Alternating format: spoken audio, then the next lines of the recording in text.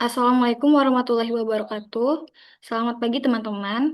Perkenalkan nama saya Yesa Rama Ayu yang akan memandu perjalannya presentasi Cahaya Nabila pada hari ini dengan judul Isu Komunikasi Eksternal Pengadilan Agama Palembang. Kepada Cahaya dipersilakan. Adapun gambaran umum di Pengadilan Agama Palembang, yaitu Pengadilan Agama Palembang berawal dari Lembaga Peradilan Islam pada masa Kesultanan Palembang yang mengurus perkara perkawinan, waris, dan ibadah masyarakat. Pada masa kolonial Belanda, lembaga ini dialihkan melalui Raat Agama setelah kemerdekaan.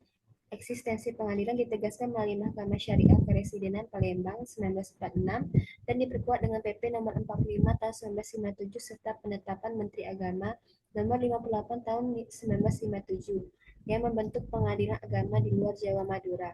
Kedudukannya berada di bawah Mahkamah Agung Republik Indonesia sesuai dengan UU nomor 7 tahun 1989 tentang peradilan agama yang diubah dengan UU nomor 3 tahun 2006 dan UU nomor 50 tahun 2009 dengan yurisdiksi menangani perkara umat Islam seperti perkawinan, perceraian, waris, wasiat, wakaf, zakat, infak, dan sedekah serta ekonomi syariah. Adapun struktur organisasi dari Pengadilan Agama Palembang yang pertama terdiri dari ketua, kemudian wakil ketua, yang ketiga hakim, kemudian ada bagian di kepanitraan yang terbagi menjadi panitra, panitra muda gugatan, panitra muda hukum, panitra muda permohonan, panitra pengganti, jurusita dan jurusita pengganti. Kemudian ada di bagian kesekretariatan terdiri dari sekretaris, yang kedua bagian kepegawaian organisasi dan tata laksana. Kemudian subbagian perencanaan, teknologi informasi dan pelaporan, subbagian umum dan keuangan, dan yang terakhir jabatan fungsional yang terdiri dari pengelolaan keuangan APBN, analisis SDM, aparatur, peranata komputer, dan arsiparis. Adapun isu eksternalnya itu isu utama komunikasi di Pengadilan Agama Palembang berkaitan dengan kurangnya sosialisasi layanan digital seperti dari e-court, e-akta cerai, dan sistem informasi penelusuran perkara atau SIPP. Meskipun layanan ini bertujuan untuk mempermudah masyarakat dalam mengakses informasi dan mengurus perkara secara daring, kenyataannya banyak warga yang masih belum mengetahui atau memahami cara penggunaannya. Permasalahan ini terutama muncul karena komunikasi antar pengadilan dan masyarakat bersifat satu arah. Informasi sering hanya disebarkan melalui website, papan pengumuman, atau dokumen tertulis tanpa ada pendampingan langsung atau kesempatan bagi masyarakat untuk bertanya dan menerima penjelasan. Akibatnya masyarakat yang kurang familiar dengan teknologi masa bingung, frustasi, dan cenderung tidak memanfaatkan layanan digital yang tersedia.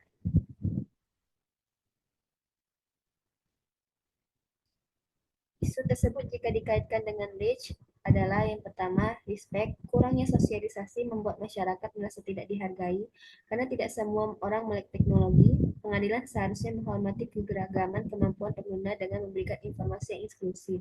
Kemudian empati. Banyak masyarakat yang bingung menggunakan e-court atau SIPP jika sosialisasi minim, berarti belum cukup menunjukkan empati terhadap kebutuhan mereka, terutama yang awam teknologi atau dari kalangan yang kurang mampu.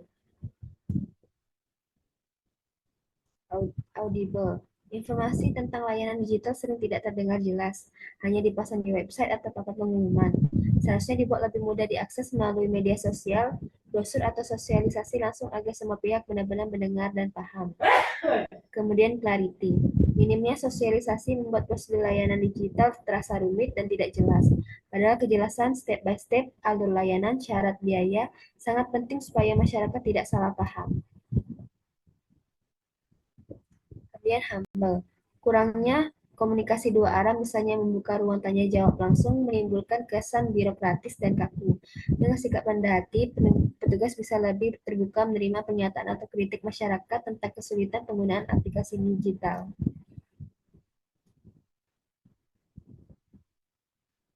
Dari permasalahan tersebut, jenis isu ini termasuk kurangnya sosialisasi layanan digital di Pengadilan Agama Palembang mencerminkan kelemahan komunikasi vertikal, yaitu alur informasi yang bersifat top-down dari pengadilan ke masyarakat. Informasi mengenai e-court, EAKT cerai, dan SIPP biasanya disampaikan melalui website, papan pengumuman, atau dokumen tertulis tanpa pendampingan langsung, sehingga pesan sering tidak sampai dengan efektif. Masyarakat menerima informasi sebagai instruksi dari atas tanpa kesempatan untuk menanyakan, memberi masukan, atau berdiskusi, sehingga banyak yang bingung, kurang memahami, dan enggan memanfaatkan layanan digital. Pendekatan vertikal yang kaku ini menunjukkan bahwa komunikasi informal saja tidak cukup untuk memastikan masyarakat memahami prosedur dan manfaat layanan digital yang tersedia. Penyebabnya adalah, yang pertama, kurangnya pemanfaatan media komunikasi. Informasi hanya melalui website atau papan pengumuman sehingga sebagian masyarakat sulit mengakses. Yang kedua, sumber daya manusia yang terbatas. Petugas pengadilan kekurangan waktu atau kapasitas untuk sosialisasi tatap muka. Yang ketiga, birokrasi yang kaku.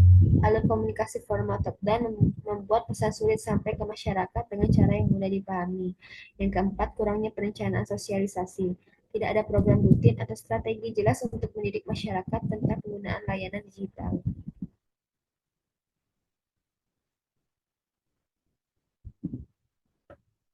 Adapun solusinya, yang pertama, sosialisasi tatap muka dan pelatihan langsung, mengadakan penyuluhan hukum, workshop, dan pendampingan di loket pengadilan.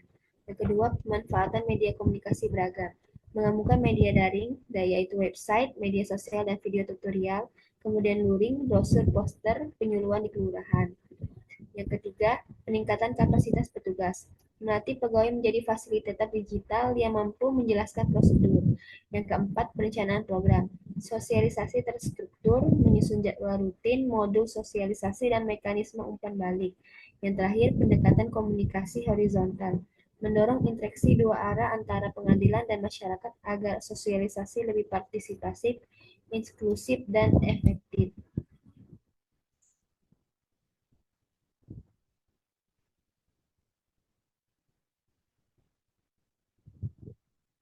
Sekian presentasi dari saya akhiri. Wassalamualaikum warahmatullahi wabarakatuh. Saya kembalikan ke moderator. Baik, sekian presentasi dari Cahaya Nabila. Saya akhiri. Wassalamualaikum warahmatullahi wabarakatuh.